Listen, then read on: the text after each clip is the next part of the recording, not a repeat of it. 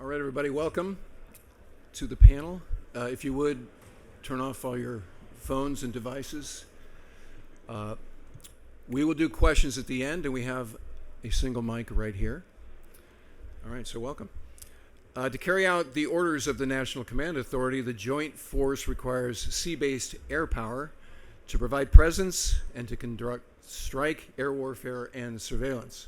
Sea-based air power serves as a key enabler of other Joint Force components necessary for victory in a high-end conflict.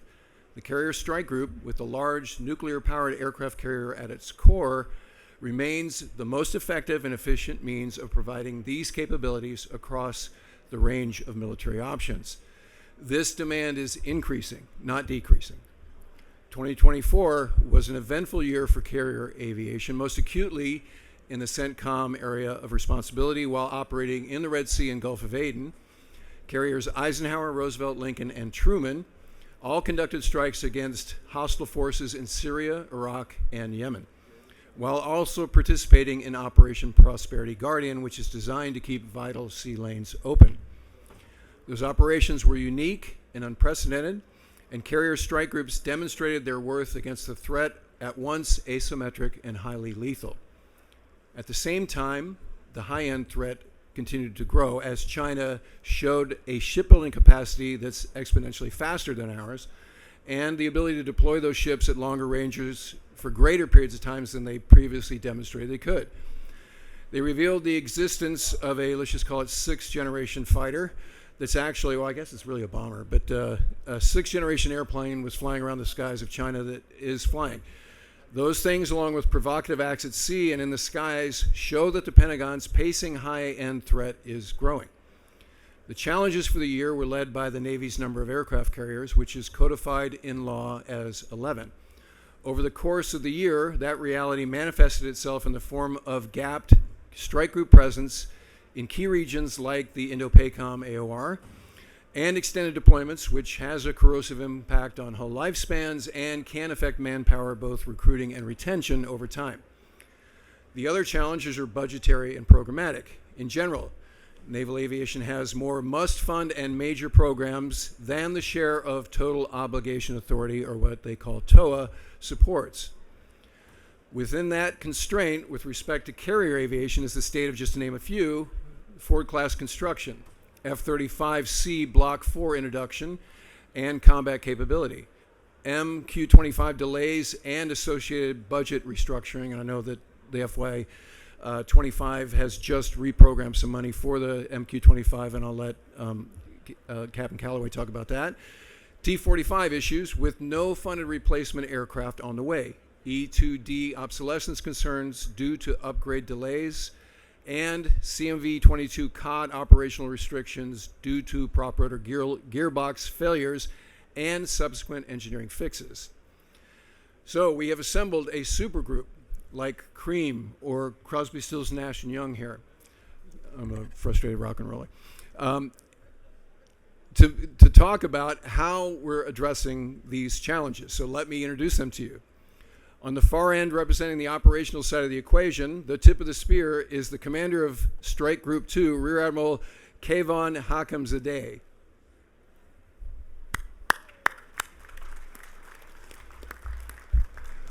Representing the Test and Evaluation and Systems Command focus is the commander of Naval Air Warfare Command Weapons Division, Rear Admiral Keith Hash.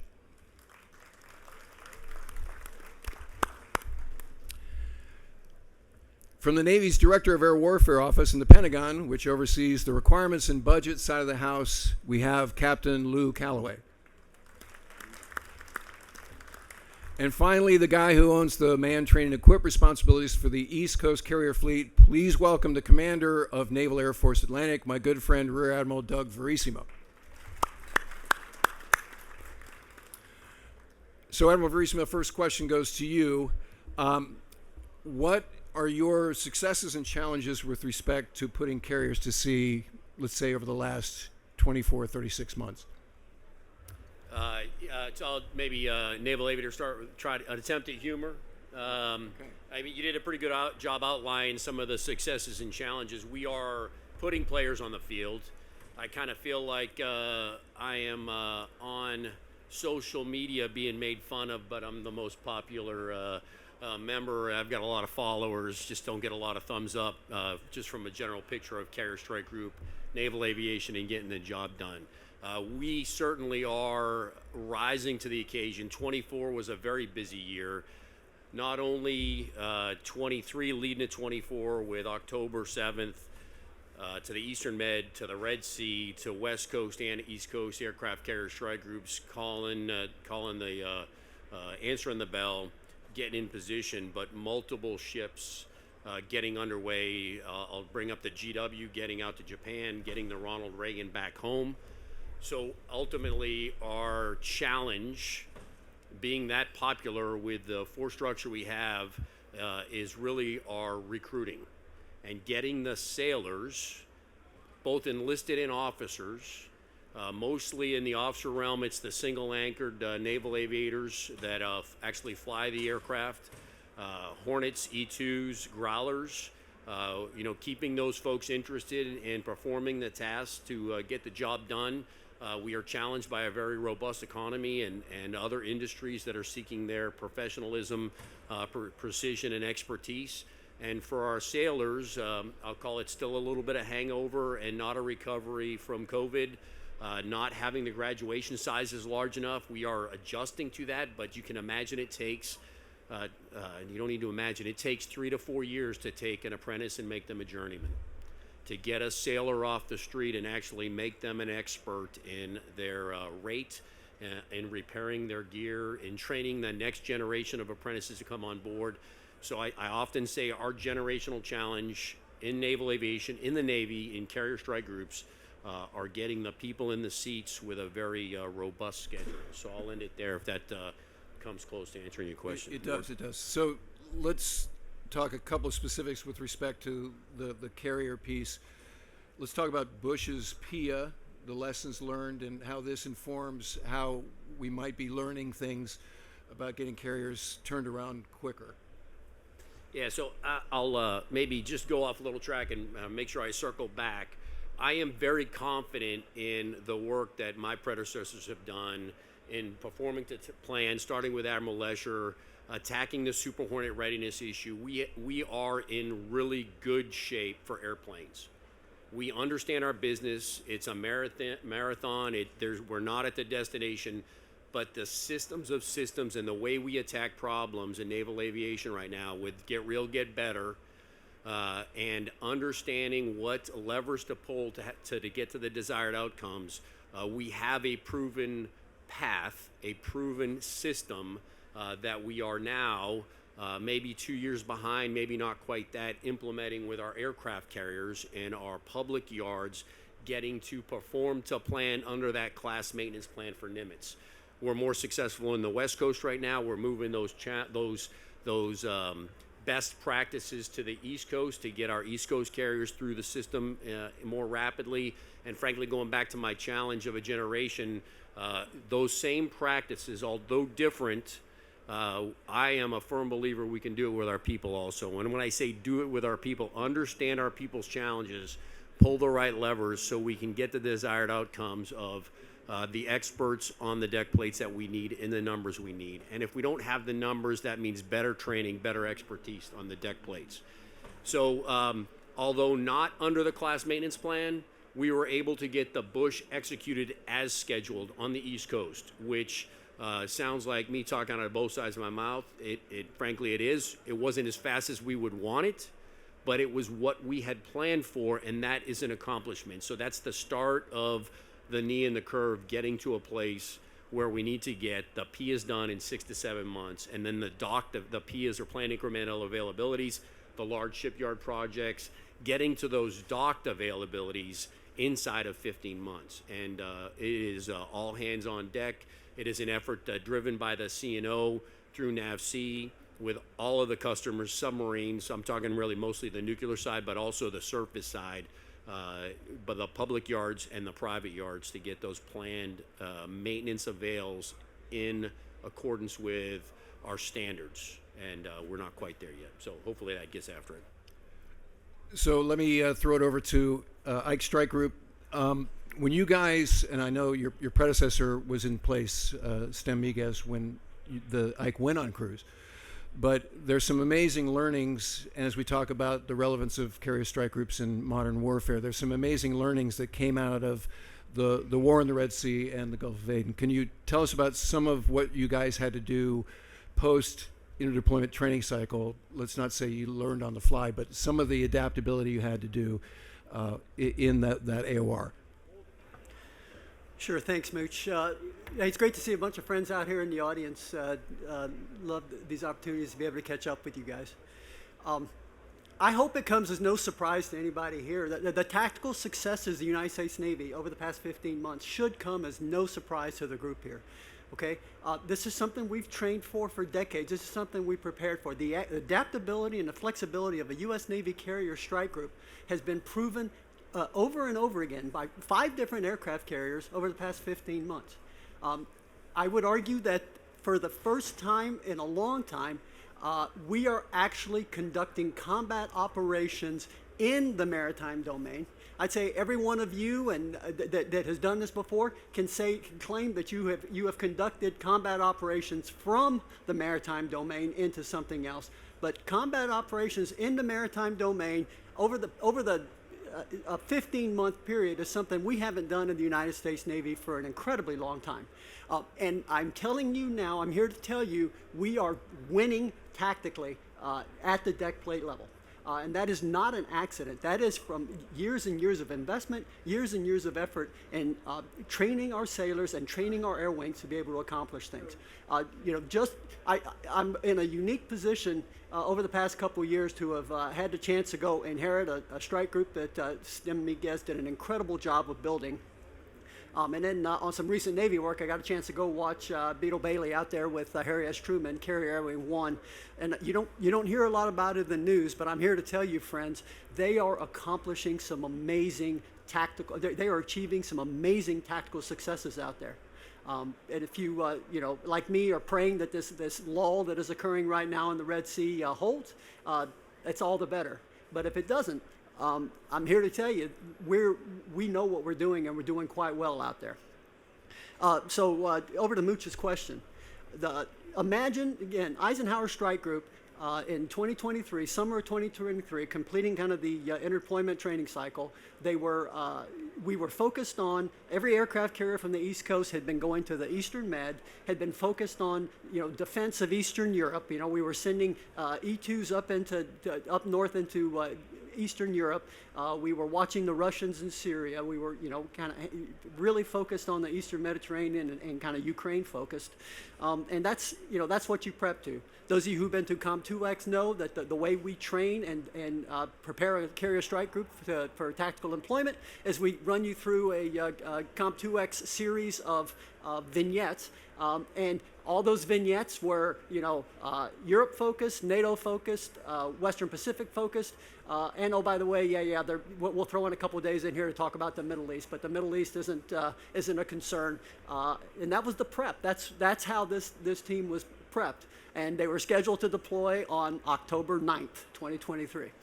So they're on palm leaf. Everybody's getting ready to deploy, and October 7th happens. And everything changes. Ford was on her way back. Was actually, out of the Strait of Gibraltar, and was heading back towards home. And was told, nope, turn around, come back. We need your presence in the Eastern Med. And Ike, let's make best speed to get to Eastern Med. And oh, by the way, prepare to go through the Suez. So a strike group, again, not focused at all on going into the CENTCOM AOR early on. So they do a quick show of force in the Eastern Mediterranean, 2-carrier photo that most of us saw in the Eastern Med, and then they head through the Suez into what has traditionally been, I'd say for the past 3 decades or so, a pass-through for the United States Navy on our way to the Arabian Sea and the Persian Gulf. They go through and they do some work in the Arabian Sea for a while, and things continue to pick up in the Red Sea. They get called back into the Red Sea, and they had to create essentially from scratch a construct of how to conduct combat operations in an area that has traditionally been a pass-through. There was no infrastructure for fuel. There was no infrastructure to be able to get parts to them. There was, fortunately, some doctrinal set up with our joint partners there. The CAOC, we had established C2 corridors. We'd established battle management areas. We spoke the same language as the CAOC in Qatar. And so we had kind of a point to start with, but we had to build the infrastructure to support a carrier strike group out of nothing. There is no JP-5 sitting in the Red Sea. That's not something we think of. That's not something we do. So we had to build that. We had to build a support. We don't tend to have the access basing and overflights to be able to support a carrier strike group in that area. So we had to build that. So incredible effort. And then we roll into combat operations, and you roll into a situation where for the first time in every one of our lives, in our service lives especially, you're in a situation where you are not only operating in a WES, but you are being hunted by an adversary who is an incredibly capable adversary, somebody operating from relative geographic sanctuary, somebody operating in an information war that is somewhat unbalanced because their theory of victory is pretty clear compared to our theory of victory in the theater, and you have sailors that for the first time are you contemplate risk and the level of risk that you're willing to accept. Your risk calculus changes. So a radical change when coming into the Red Sea environment, but what we've proven with 5 different strike groups going through there is that we're adaptable to it. We take the lessons learned from it, and we've been able to turn this, maintain a tactical advantage over our adversaries, and be able to adapt inside their loop. As Admiral Kaler said yesterday, talking about how we're going to move forward in the Western Pacific, we've proven that we know what we're doing there, and that we were able to do so. So let's pivot to the high-end threat, and let me ask Admiral Hash, what is the CENTCOM doing particularly to interrupt the kill chain vis-a-vis China, hypersonics, that sort of thing? What is that you guys have in work to deal with that threat, which generally people the critics are saying, aircraft carriers will not survive in the high-end fight because of hypersonics. That's just sort of a thing that people say. So what's actually the facts that we're dealing with that? Turn that on. Yeah, thanks, Wade. I'll actually start, before I answer that question, I just want to jump off of some of what Hack said, is as the fleets and our forces are in combat action today and are learning and growing, just like we see in Ukraine, Ukrainian forces are learning things every single day. The CENTCOMs are pivoting as well. The strike groups, both the Eisenhower and the Truman strike group, have capabilities today they did not have when they went into the Red Sea, because they learned. They talked to the CENTCOMs about what they needed, and our people turned to and adjusted what they had on station. And there are aviators and surface warfare warriors out there that are alive today because we pivoted and gave them what they needed. And so that kind of talks about the high-end fight. We're preparing and we're practicing what it looks like to be in combat. We are adjusting and learning and growing and turning inside the circle of those who might bring harm to our folks and to our commerce and lines of communication. And so we're working diligently on setting up our own long-range fires kill chains, making them robust, working across services, the Navy, Air Force, Marine Corps, Space Force, and others to make sure that we are working as a joint force. And like you even heard earlier, if you went to the conversation earlier this morning, our allied partners working together, that we can work as a combined force together. In addition to that, we're looking at, hey, what are those threats on the other side? How do we understand them? Can't get into the details, as you can imagine, of what exactly we're doing against each of those threats. But there's activity along the way to make sure that we can operate in a contested electronic warfare environment, that we can have use of that spectrum, and that we can prevent that spectrum from impacting us, giving us opportunity to surge in and surge out. And so as we continue to work with Indo-PACOM, work with the PAC fleet and the plans that they're putting together, we're creating solutions to the gaps that are identified. And then we're out there working to demonstrate that, to make sure that not only is it an idea, but it's a functioning and usable idea. And then we're giving it to our operators so that they can start to practice and rehearse, and so they can actually execute when the day comes. So yeah, Roger, we're not going to get classified, but some of it is in the public space. So how are we doing with AIM 174? What, anything we can say about that? It exists. So that's good. Yeah, it's good to know. If that lets you know, that's an operational capability. And as you can see that one being revealed and shown into the area, there are many more behind. Things that we're doing that are making sure that we are staying ahead of the conflict, making sure that we're prepared for the fight that's going on, and those activities and that development is active and strong. How about directed energy weapons? Is that your purview, or does that fall under a bigger umbrella? Yeah, that's I'm not directly my expertise. I do know that we have activities in directed energy weapons, mainly in our surface community, and there's activities that are looking at it in the aviation community. But that's not something that's directly my expertise.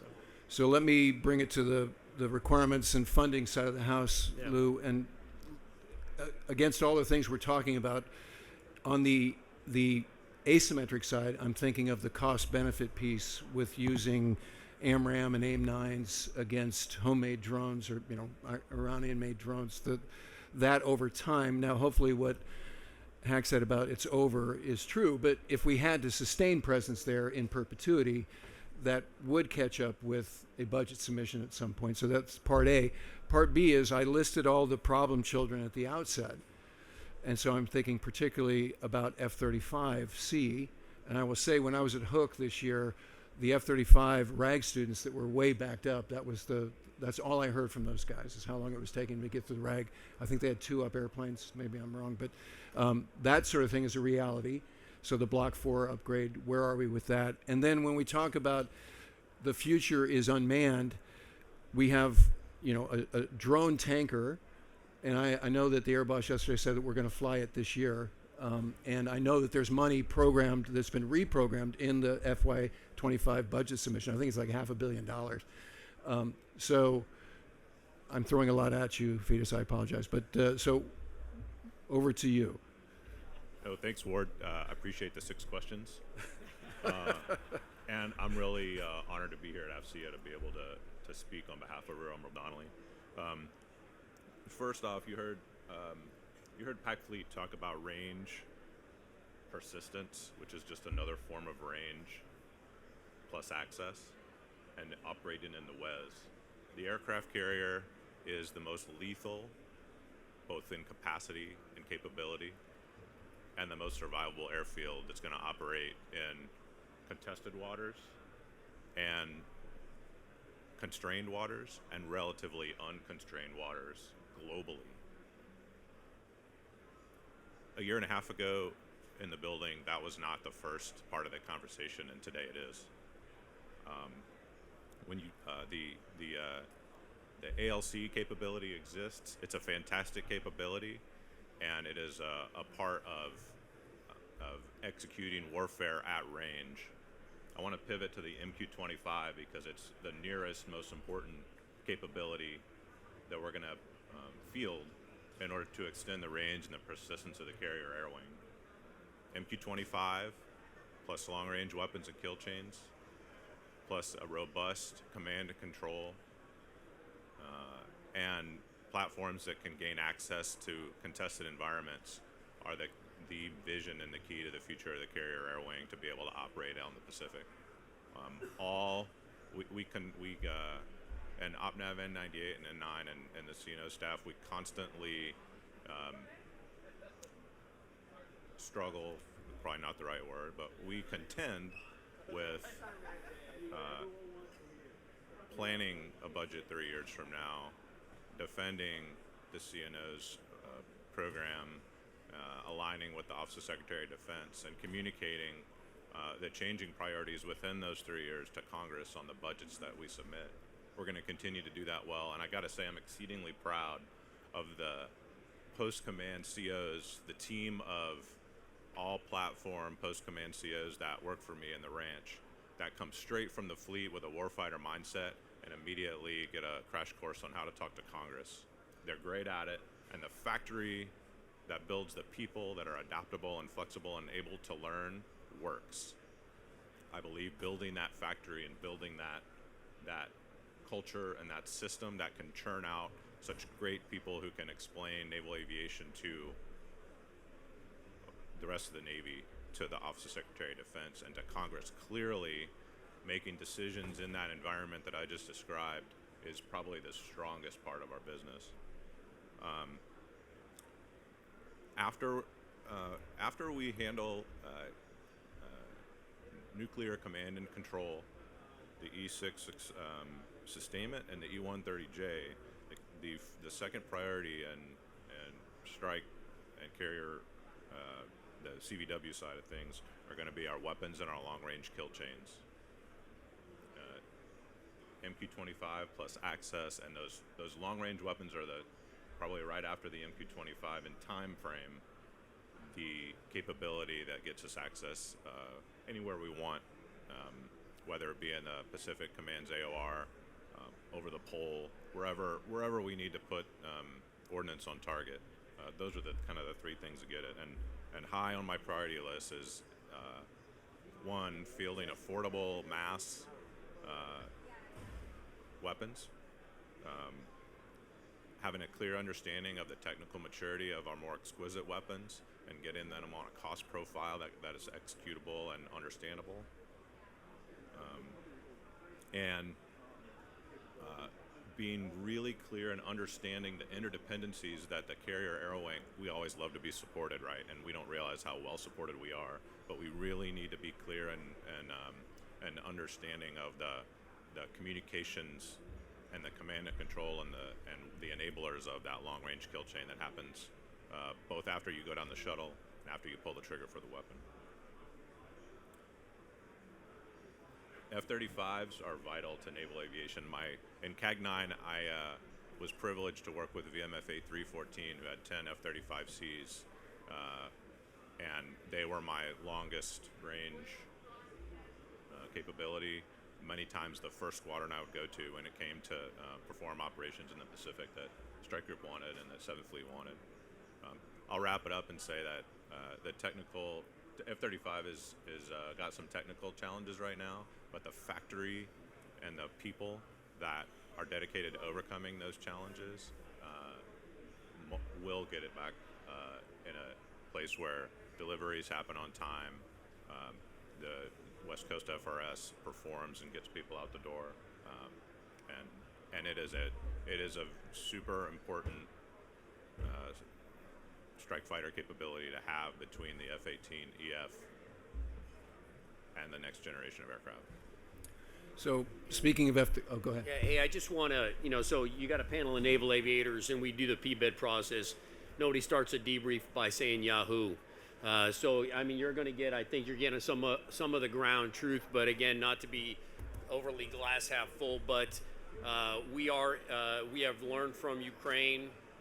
We are learning in the Red Sea. We are very much naval aviation. I'm proud to be in a learning organization. When you crash, some of the stuff that Hack talked to about what you're preparing for, when we talk about what the SysComs have done to get inside the OODA loop of both in the surface, I'm talking strike group, in the surface community, the air community, to get the right software, the right weapons load, the right waivers to do the jobs and positions, that has improved our capabilities as a learning organization and a more agile organization. LVC, for the strike groups that are coming up, we are able to turn those lessons learned real time. Within a day or two, we can get CSG 4 or 15 preparing for new concepts, challenges in anywhere in the world, whether it be the Indo-Pacific, the Red Sea, or the Eastern Med, and what we're seeing go on with combat from Israel to Russia to the Houthis, and the challenges we see across the force. I'm sure there's a lot of smart people churning on the 6th-gen bomber/fighter and what that might present. We are definitely a hungry and learning organization, and there's no time like the present for our industry partners, for the folks who work in these booths and these areas to help us solve problems. And I'll give you a list of opportunities and some challenges that we can get after. Thanks. So you mentioned 6th Gen. So the last thing for Lou on that, Admiral Donnelly mentioned a few months ago that the potential to move FAXX NJAD to the left to accommodate some of the delivery problems with F-35. Anything that you can speak to on that potential? Sure. I would characterize the FAXX timeline as a imperative it is the replacement for the Super Hornet and the E-18G Growler, which provides the Joint Force Electronic Attack to the whole DoD. So,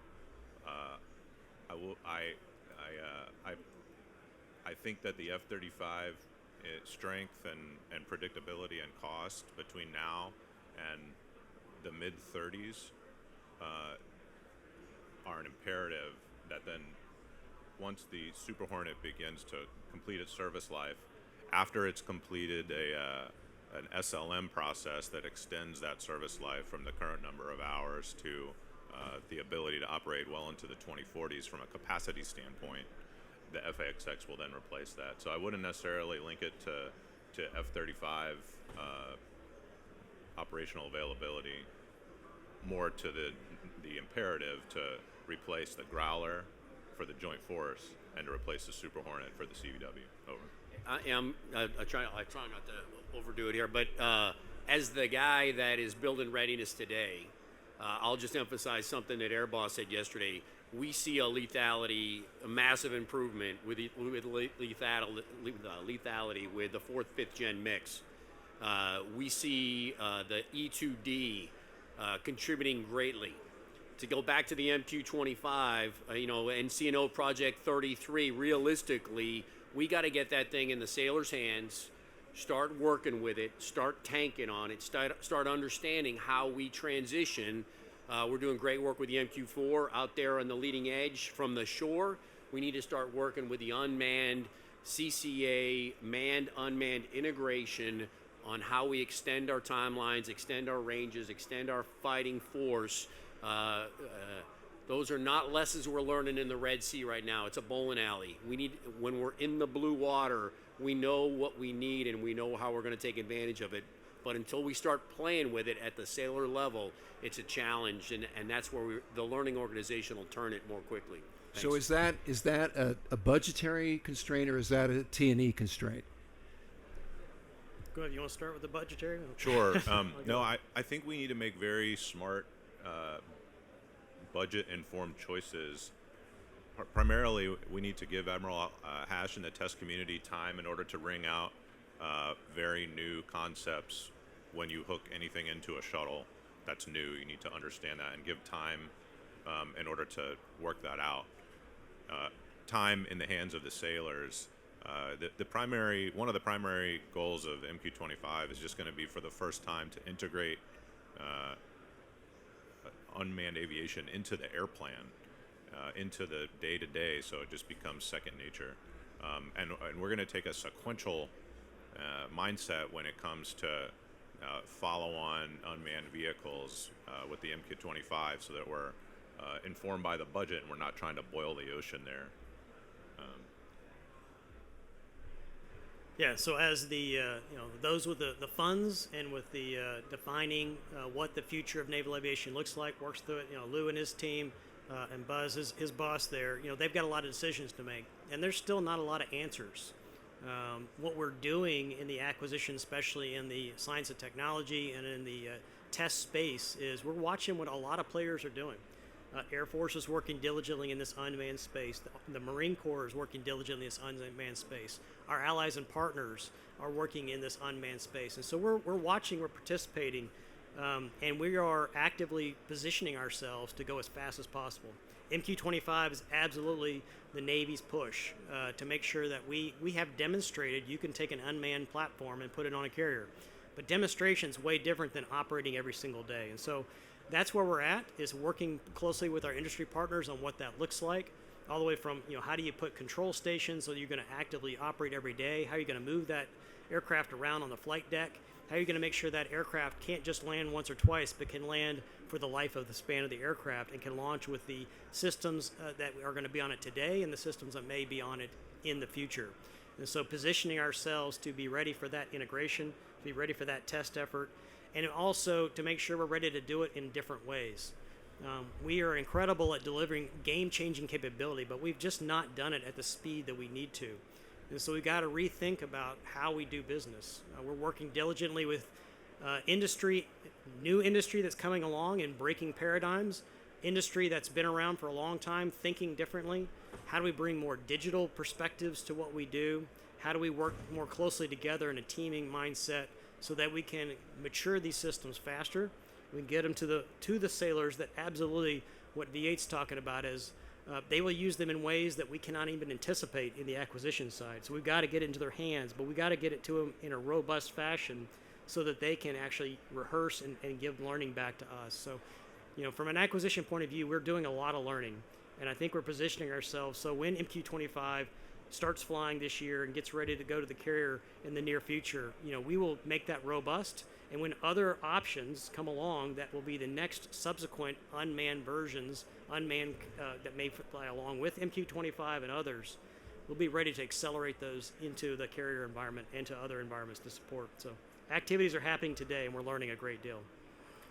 So, Admiral Hack, you mentioned the sailors piece. Can you talk to some of the things that happened on Ike that were designed to make sure that morale was where it could be? Because one of the problems with the man, train, and equip and the finite number of carriers is they're doing longer deployments than certainly I did in my day, upwards of 9 months plus. So what are some of the initiatives and what are the concerns? And I'll ask Admiral Hack and then I'll ask VA to talk to it because I know this is something that he's very concerned about and talking about. Thanks, Mooch. So the number one thing I can tell you, and you'll hear this from every CEO who's taken a ship into the Red Sea, mission and purpose matter, okay? The faith that we have in our young sailors to be able to perform, we say it for years, we say it in every venue in here, it's been said. That faith is well placed. I'm here to tell you it is well placed. When you give them a mission and you give them a purpose, they come through for you every single time. The thing they don't love is BS. So you got to be real with them. You got to be able to communicate, and you got to be able to make sure that they understand why they're there and understand the importance of the mission. I will tell you, when you're in a situation where it is clear that somebody's hunting you and somebody's shooting at you, there is absolutely no concern about mission or purpose. You can get anecdotes from any ship out there. One of my favorites is from USS Laboon. They set the record for the number of corn dogs consumed on a 8-month deployment on a DDG. And one of the best anecdotes was, they were having a corn dog eating contest. Called away general quarters because somebody was shooting in their general direction. Manned up general quarters, defended their ship, came back, finished the corn dog eating contest. That's America's Navy in a nutshell, and it is fantastic. It is true. It's a reflection of who we are. What I will say is we're also learning some lessons that apply, some human lessons that apply, and I think it's worth you hearing them from me here today. There are 3 things I want to point out to you, and I want you to be empathetic to that 19 to 24-year-old sailor out there, right? I can sit down in TFCC and say, go that way, and that will do exactly jack squat in accomplishing a tactical mission.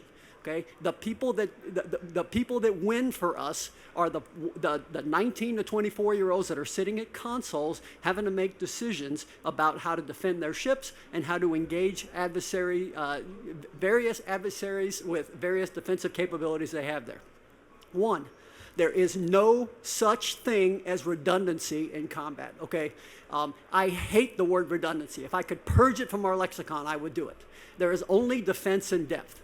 Okay, redundancy implies it's something you can live without. defense in depth is what we're worried about. I want every advantage possible when there's something inbound to my ship.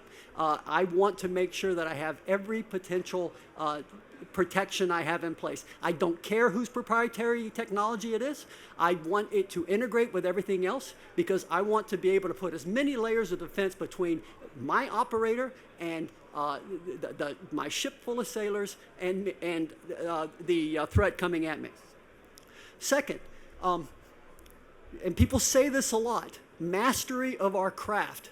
That is a bigger word than just saying it, okay? Mastering your craft, sitting in a scope and understanding exactly what you're looking at as a young sailor and understanding what the inputs are to your scope and understanding when you're not getting inputs that you need to be getting so you know there's something wrong with the system out there. That level of skill is not something that we necessarily always kind of train to in the basic phase with somebody kind of standing over your shoulder. It implies a commitment over the course of months and months and months of continuous training to understand what we're doing. So those of you who are in the training business and those of you who are in the training aid business, think of it that way. This is a person who's going to have to repeat this process over and over again until they just innately understand and master their systems. A lot of the defensive systems we have out there, a lot of the weapon systems we have out there rely on taking shots at optimal positions. There are optimal times at which you can take a shot. And that requires, in many cases, tactical patience. And you will detect a threat at range, and the perfect opportunity to be able to engage that with a defensive system may be a few seconds after that. But imagine, again, 19-year-old, 1 year in the Navy, 6 months of A school, and somebody standing behind them during basic phase going, yep, push this button, do this. Okay, that's what you're supposed to see. Great, good, you're a qual, you're certified, go to war. Okay, that person is going to have a really tough time recognizing when the optimal time is to launch that defensive system. Okay, so mastery of your equipment and mastery of your craft is not a buzzword. It is something we have to build into our training, and we have to be able to emphasize with our sailors. And the last one is procedural compliance. It's easy to say the words, but it is exceptionally difficult to convince somebody that's maybe taking an extra step, not cutting corners. We talk about NATOPs written in blood, and those of us that fly for a living recognize that there are things that you have to comply with.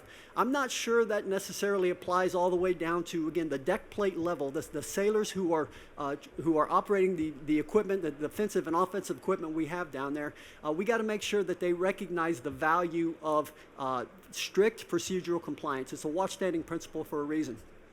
But back to the kind of the heart of Mooch's question, every single CO out there will tell you mission and purpose will trump all else.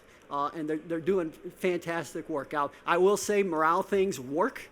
We love being connected. Having Starlink antennas on board an aircraft carrier is a game changer. I did not realize how much I was going to love being able to get a text on my phone walking around a ship. I now know how addicted I am to technology. I'm as much a technology addict as any other 19-year-old out there. And when you turn the antenna off, it physically hurts. I think we're making some real efforts out there as morale building. And of course, you had Chowda Hill as the CO in Ike, and he's sort of the poster that guy's got a child personality.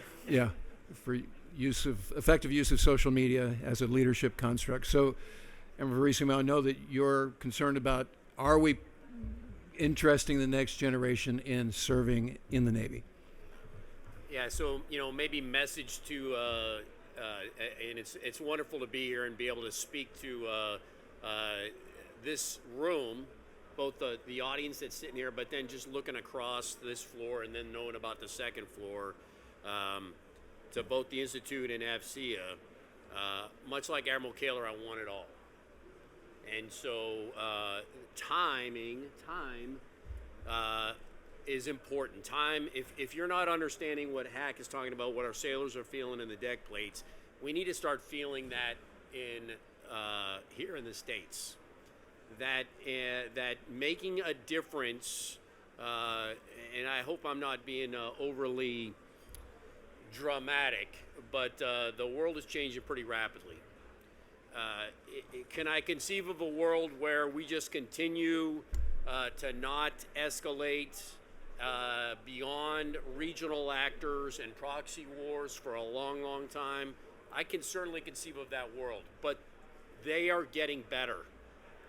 They are being supplied by better actors.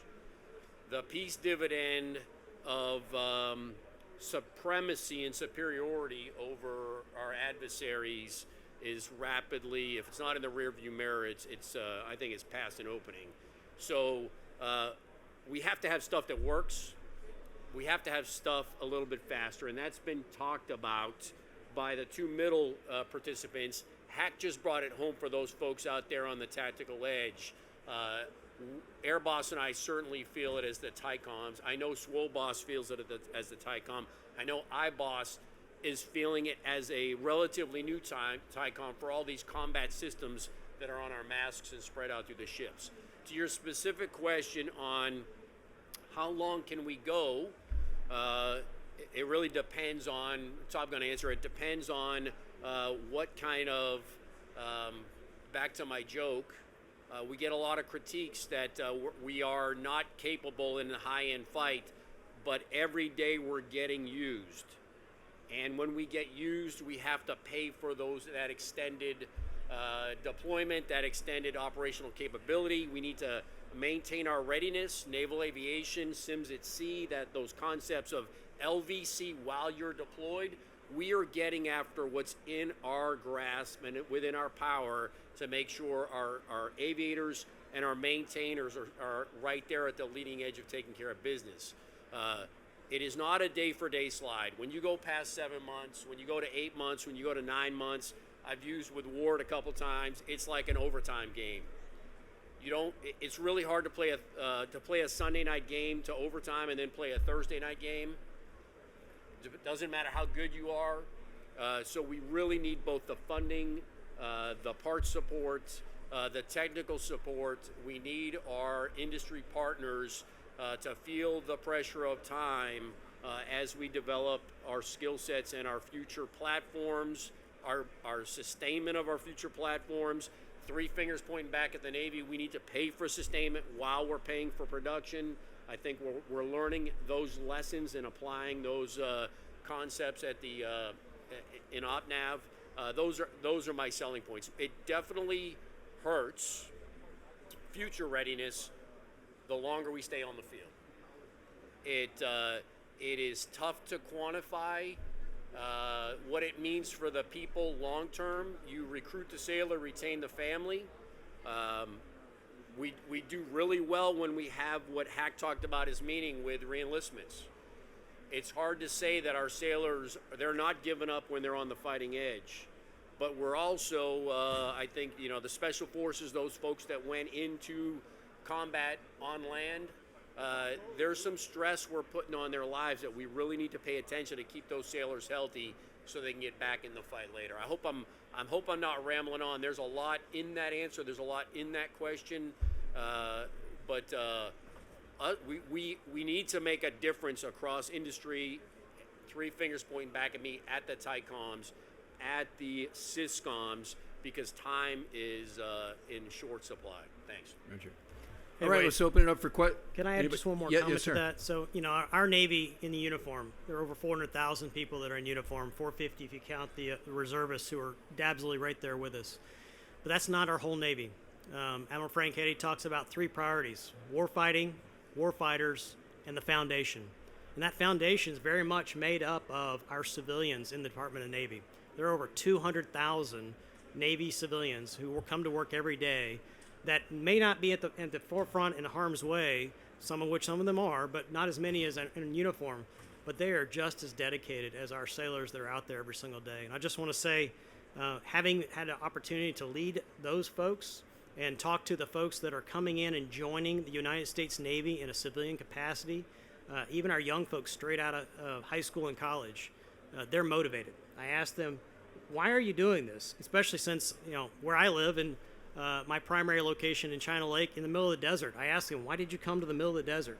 And they say about serving their nation, but they also just talk about an opportunity to really touch the cutting edge technology that's available.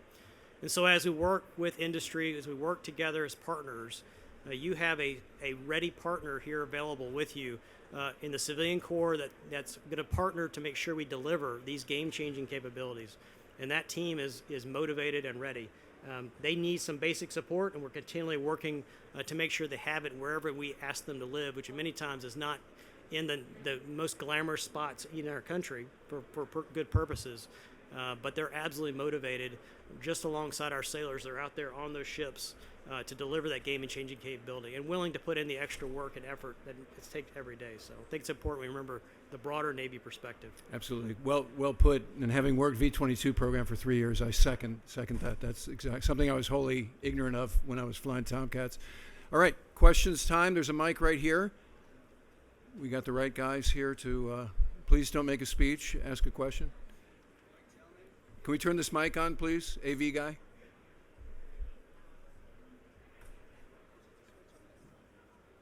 Is it on? Okay. Hold on. Test it. Oh. All right. Good morning, gentlemen. Well, let him adjust his gains there.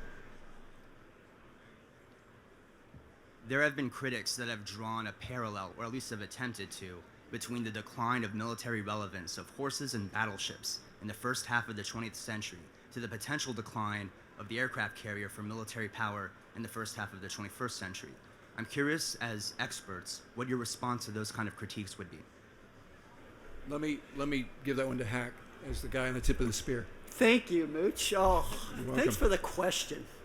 I would, and again, I will never discount any sort of argument that advances advances warfighting. Right? There is room out there for everything, is what I'll start with. But try not to make an exceptionally violent defense of the aircraft carrier, but there are a few principles of war that matter here, okay? Mass is a principle of war. Mass applied to the decisive point is a principle of war for a reason, okay? We are talking about combat thousands of miles off our shore. Thank God we're not worried about something off the coast of California here, but we're talking about carrying combat power thousands of miles away to be able to effectively employ combat power that far away. You have to do that with something big. You need to have a platform that can carry 30 days worth of weapons, 30 days worth of fuel, 30 days worth of food, to be able to enable, the power of, to be able to bring mass fires onto an adversary. That is a principle of war. That is a principle of deterrence. I mean, if you want to deter somebody, the best way to deter somebody is to have a proven capability that you can beat them to an oblivion. And that implies the ability to carry mass. Economies of scale matter in combat. That's what an aircraft carrier brings. Does that necessarily mean it's going to be on the front line tactical edge, or that there's no room for a whole bunch of new technology to be able to roll in with things that are potentially expendable and change every salvo coming in? Does that mean that every effect or every salvo coming in, or even the first ones, are going to involve an aircraft carrier? Maybe not. But it is our prime way as a maritime force to be able to bring massed effects to an adversary many, many miles away. Hey, I'm just going to add, this is if you're a naval aviator, you should struggle with this question. We like to pride ourselves on adapting to the scenario we are given. But also, I don't know who the futurist is that can really determine whether or not the dollar spent today how many years is it not going to be of value. All I can say right now is you get 7 joint warfighting functions from an aircraft carrier strike group. There are very few, somebody come up to me after and tell me what other certified unit, trained, adaptable, worldwide deployable, no access basing and overflight. If the world remains relatively constant for the next 20, 25 years, if we don't need our strategic assets. If our strategic assets keep great power at bay, and we continue to have a world that looks like it does now, it's hard to imagine a world where air-breathing assets are expired, at least in the next 25 years, in my life, what life I have left. Rockets are expensive. Repeatable artillery from an air-breathing asset, although expensive, is far cheaper than many other ways of delivering long-range, at scale, with precision. So some fundamental, Sun Tzu and Clausewitz, it's really hard to understand how far in the future it's not going to be needed anymore. Somebody give me that answer, and we can plan on the last of the last, and it's easy. But right now, we get an invitation to every dance that happens in the world, and it's pretty quick. Hey, I want to add just a little more to that. I mean, great question, and I think your question is are we blinded by our own successes? And I think that's just like B8 said. Every naval aviator's got to think about that very question almost every single day. But I'll say, you talked about the decline of battleships. Guess what? We had battleships in the 90s in the Gulf War. They didn't do the same thing they did prior to World War II. And that's exactly what we got to think about in naval aviation. There's absolutely a place, just like B8 said, for air-breathing naval aviation. We create a complexity to our potential adversaries that no other service does. We do that alongside our brethren in the Marine Corps, in the Air Force, in the Space Force, and others that also add those complexities. And as we do that across those complex opportunities, it creates that decisive advantage that Hack kind of talks about here. That means that, hey, our adversaries don't have an opportunity to think they have the upper hand. And so that's important. So I think there's opportunities, and we continue to evolve. That's where unmanned aviation is a big part of that, to come alongside our manned aviation. And it also allows us to evolve how we use the carrier in different ways. And it is, just like Lou said, still very survivable. And it has a place into the operations we're going forward to be a complexity alongside of our joint forces, alongside our allied forces, to make sure that we create a scenario that our potential adversaries do not want to enter. Hey, I know I'm being a spring, but I'm just going to, so riffing off of each other, and I'm sorry, Ward, but, and I know we got another question. Fundamentally, just the reality as the readiness person, it's less expensive to buy the thing than to operate it. So right now we're arguing about buying things that are not going to be relevant. I don't know. You tell me when. That's the discussion. When they're not relevant, we can stop operating them, and that's when you save the money. If you're not buying them, there's no going back. And 15% of the cost of the flight, the airplane, the ship, is in your line of work. In your line of work. In Hack's line of work and in my line of work, the cost of that platform across its lifespan is 85% of the total cost. So the day you stop operating is the day you save money. But trying to save the 15% up front for the loss of that capability makes me a little squeamish.